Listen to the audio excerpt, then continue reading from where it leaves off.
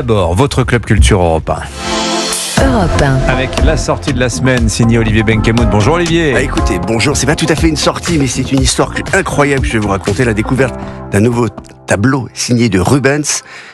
On n'avait pas sa trace depuis 400 ans et il a été découvert en France. Le tableau perdu de Rubens. À tout de suite. Mais d'abord, le livre du jour avec Nicolas Caro. Non pas un, Nicolas, mais 3 romans ce matin qui ont tous un point commun. Mais lequel ? Tous adaptés avec ou par Robert Redford au cinéma.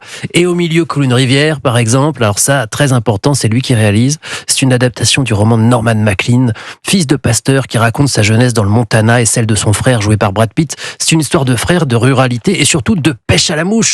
Et toute la poésie qui va avec, les images sont magnifiques, la bande originale aussi. Au début en France, le titre a été traduit par La rivière du 6e jour. Heureusement, il a retrouvé son nom avec la dernière traduction chez Rivage et au milieu coule une rivière. Et quoi d'autre ? Un roman dont je vous ai déjà parlé de Ken Taruf, Nos âmes la nuit. Ça se passe dans une petite ville du Colorado, Holt, précisément du côté de Cheddar Street.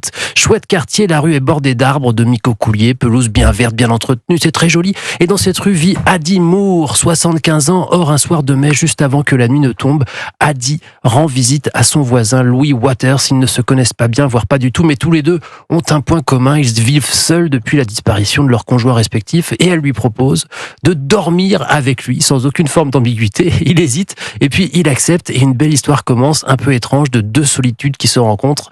Ça pourrait être simple et facile, mais les familles, le village s'en mêle et ça se complique avec Jane Fonda et Robert Redford donc. Allez, un dernier pour la route. Le plus prestigieux, Gatsby le Magnifique, Évidemment. Scott Fitzgerald, adapté en 74, bien avant DiCaprio. Oui. Il joue le rôle de Jack Gatsby, ça lui va très très bien.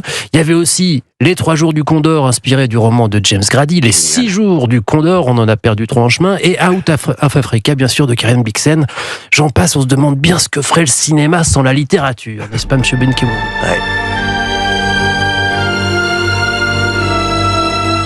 Alors, on fait la liste. Out of Africa, Gatsby le Magnifique, Nos âmes la nuit. Et au milieu coule une rivière. Voilà, à lire Il y en a ou d'autres. revoir en film avec Robert Redford qui nous a quittés il y a 2 jours de cela. Merci beaucoup Nicolas Caro. C'est toujours bien de repasser comme ça sur les œuvres qui nous ont marqués. La sortie de la semaine, pardon, n'en est pas une. Olivier Benkemoun, vous avez été très clair. Quoique, c'est l'histoire d'une redécouverte, celle d'un tableau perdu de Rubens. Rubens, maître flamand du baroque. Vous avez vu la musique que je vous ai dit, ça fait peur un peu. La toile inconnue. Écoutez, la toile inconnue a été découverte il y a quelques mois dans un hôtel particulier à Paris au moment d'une succession. Un Christ en croix d'environ 1 mètre de haut sur 70 cm de large, un visage de douleur, le flanc rouge de sang, un ciel noir qui enveloppe le Golgotha, mais un Christ lumineux qui annonce la résurrection. Jusqu'ici, on ne connaissait pas ce tableau. Il existait une gravure et une seule gravure.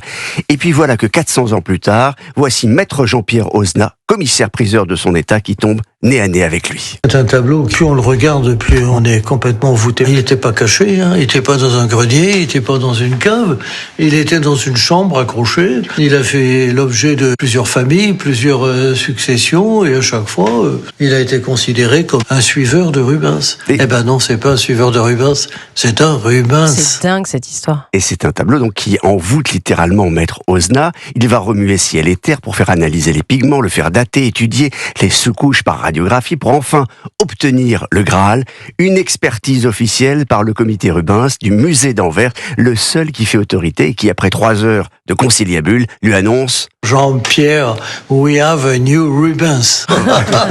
voilà, ce qui n'était pas arrivé évidemment depuis quelques siècles, vous vous en doutez. Pardon, le tableau n'était pas signé ? Et, non, ce serait trop facile, évidemment. À l'époque, en 1613, on ne signait pas les tableaux, mais il y avait quand même des petites lettres et puis beaucoup de signes qui prouvent que ce sont des Rubens. Tous les mystères, d'ailleurs, ne sont pas levés pour autant. On ne sait pas à qui il était destiné, le client, ni comment il est arrivé à Paris. Ce tableau, qui était à Anvers, aurait été pillé par les armées napoléoniennes dans les années 1810. C'est comme ça qu'il serait revenu en France. On n'en sait rien. Ce qu'on sait, c'est qu'il le peint en 1613 ou 1614 et qu'on le retrouve à la fin du 19e siècle à Paris. Voilà, à Paris, où il est resté accroché donc sur le même mur jusqu'à l'an dernier, donc désormais reconnu comme un vrai Rubens. Il sera mis aux enchères dans quelques semaines, estimation entre 1,5 million et 2 millions. Ah oui. Mais comme certains affirment que ce Christ en croix, c'est la Joconde de Rubens, les sommes pourraient exploser tous les plafonds, évidemment. Il ne peut pas y avoir une préemption au public, non ? Il pourrait. Probablement. Tout est possible.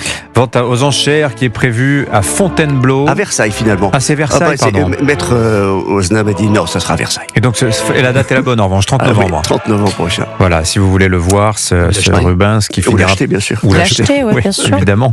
Merci beaucoup. Voilà, il sera montré Il y a dès des la sacs semaine prochaine. intéressants. Il sera Je suis montré dessus. en fait, à Paris, à Fontainebleau Enfin, et à litchi. Versailles. On fait une cagnotte.